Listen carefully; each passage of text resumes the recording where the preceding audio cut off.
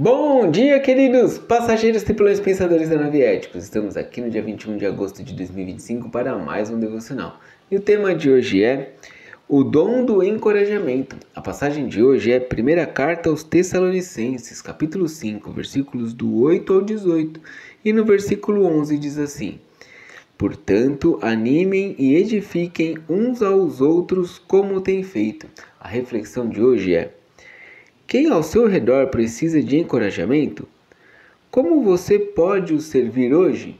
Oremos nesta passagem e nesta reflexão, irmãos. Amado Deus, Pai eterno e todo-poderoso, nós te louvamos e te agradecemos por nos oferecer o eterno encorajamento e esperança. E lhe pedimos, Senhor, ajuda-nos a compartilhar do teu amor com os outros, que prevaleça sempre a tua vontade para a honra e glória do teu nome, que eu oro e agradeço em nome de Jesus. Amém.